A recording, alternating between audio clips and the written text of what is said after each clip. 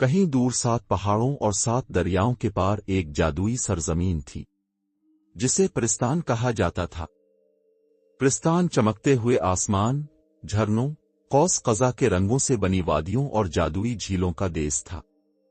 یہاں کی پریاں چمکتے ہوئے پروں کے ساتھ فضا میں اڑتی تھیں اور نرم بادلوں کے محلوں میں رہتی تھیں۔ پرستان کی سب سے خوبصورت اور نیک دل پری شہزادی نور افشاں تھی۔ وہ پریوں کی ملکہ مہروان کی اکلوتی بیٹی تھی اور پورے پرستان کی آنکھ کا تارا تھی۔ نور افشاں کے بال چاندنی کی طرح چمکتے تھے۔ اس کی آنکھیں نیلے جادو کی مانند گہری اور آواز ایسی تھی جیسے بہتے پانی کی سرگوشی۔ لیکن پرستان میں ہمیشہ خوشی اور امن نہیں تھا۔ اس جادوئی دنیا کے دوسری طرف ایک اندھیری وادی تھی جہاں ظلمت کا بادشاہ دار کون رہتا تھا۔ دار کون ایک ظالم جادوگر تھا جو روشنی اور خوشی کا دشمن تھا۔ اس کی خواہش تھی کہ پرستان پر قبضہ کر لے اور وہاں ہمیشہ کے لیے اندھیرا چھا جائے۔ ایک دن جب نور افشاں اپنے جادوئی ہرن کے ساتھ وادی میں چہل قدمی کر رہی تھی کہ اچانک بادل گہرے ہو گئے۔ آسمان پر سیاہ سایہ لہرانے لگا۔ یہ دار کون کی جادوئی سازش تھی۔ اس نے ایک خفیہ منتر پڑھا اور نور افشاں کے گرد سیاہ دھواں پھیل گیا۔ اس کے بعد پلک جھپکتے ہی شہزادی غائب ہو گئی۔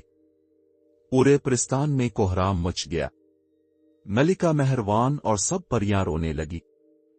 پریوں کے سب سے عقلمند بزرگ بابا فیروز نے اعلان کیا، شہزادی نور افشاں کو کسی ظالم قوت نے قید کر لیا ہے اور اسے صرف وہی شخص بچا سکتا ہے جس کا دل بالکل صاف اور ارادے مضبوط ہوں۔ پریوں نے سوچا کہ یہ کام کون کرے گا۔ ان کے پاس طاقت تھی مگر وہ دار کون کے اندھیرے سے لڑنے کی اہل نہیں تھی۔ تب ہی پرستان کی سب سے بہادر پری ناز آگے بڑھی اور بولی، میں نور افشاں کو ڈھونڈنے جاؤں گی، چاہے جان چلی جائے۔ ناز نے سفر شروع کیا۔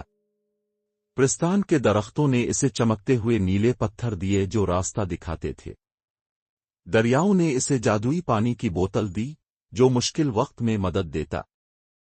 پرستان کے سفید ہرن نے اسے اپنی کمر پر بٹھایا اور برق رفتاری سے اندھیری وادی کی جانب لے گیا۔ مگر راستہ آسان نہیں تھا۔ ناز کو پہلے ایک الجھا دینے والی جھیل پار کرنی تھی جہاں پانی میں سائے نظر آتے اور مسافروں کو بہکا دیتے تھے۔ پھر اسے خاموش پہاڑوں سے گزرنا تھا جہاں کوئی بھی بات کرتا تو پہاڑ کے راکشس جاگ جاتے۔ ناز نے ہمت سے سفر جاری رکھا اور آخر کار الجھا دینے والے چشمے کے کنارے جا پہنچی۔ یہ چشمہ عام پانی کی طرح نہیں تھا۔ اس میں جھلملاتے سائے تھے جو ہر دیکھنے والے کو بہکانے کی کوشش کرتے تھے۔ جیسے ہی ناز نے پانی میں جھانکا، اسے اپنی ماں کی آواز سنائی دی، ناز بیٹی، یہ راستہ خطرناک ہے، واپس آ جاؤ۔ وہ دنگ رہ گئی مگر فوراً سمجھ گئی کہ یہ چشمے کی چال ہے۔ وہ ایک لمحے کے لیے بھی اپنا حوصلہ نہیں ہار سکتی تھی۔ اچانک پانی میں اس کا اپنا عکس ظاہر ہوا، مگر یہ عکس بولنے لگا، تمہاری ہمت کافی نہیں ہے، تم شہزادی کو بچانے نہیں جا سکتی، پلٹ جاؤ۔ ناز نے اپنی آنکھیں بند کیں اور دل میں دہرایا، یہ سب فریب ہے، میں اپنے مقصد پر قائم رہوں گی۔ جیسے ہی ناز نے یہ کہا، چشمے کا پانی پرسکون ہو گیا اور راستہ خود بخود بن گیا۔ وہ جلدی سے آگے بڑھ گئی اور جیسے ہی دوسرے کنارے پر پہنچی، پانی میں ایک زوردار گرج ہوئی اور وہ دوبارہ اپنے بہکانے والے انداز میں بدل گیا۔ ناز نے سکون کا سانس لیا اور سفر جاری رکھا۔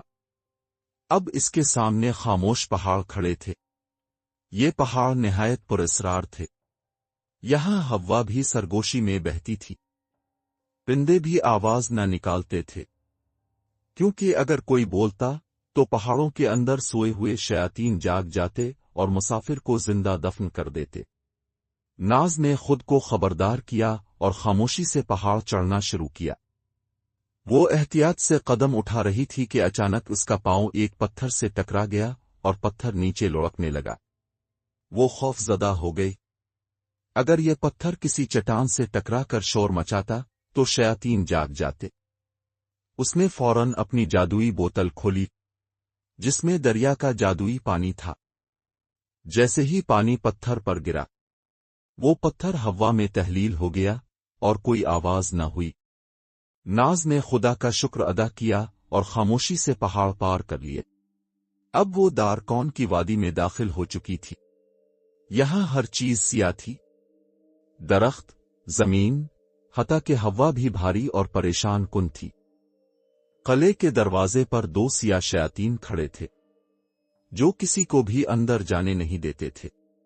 नाज ने अपनी चालाकी इस्तेमाल की। उसने एक जादुई चमकता हुआ पत्थर निकाला और हवा में उछाला। वो शयातीन रोशनी से खौफजदा हो गए और अपनी आंखें बंद कर ली। यही मौका था जब नाज जल्दी से किले के अंदर दाखिल हो गई। अंदर जाते ही उसे एक सुनहरी पिंजरा नजर आया जिसमें नूर अफशा कैद थी। मगर जैसे ही वो करीब पहुंची दारकौन खुद जाहिर हो गया। इसकी आंखें सुर्ख अंगारों की तरह दहक रही थीं। तुम समझती हो कि मुझे शिकस्त दे सकती हो? दारकौन चीख कर बोला। नाज ने हिम्मत से कहा, रोशनी हमेशा अंधेरे को हरा देती है। दारकौन हंसा, यहां रोशनी नहीं पहुंच सकती। मगर नाज मुस्कुराई। उसने वही नीला जादुई पत्थर निकाला जिसे परियों के दरख्तों ने दिया था। जैसे ही इसने उसे जमीन पर रखा पूरा किला नीली रोशनी से जगमगा उठा।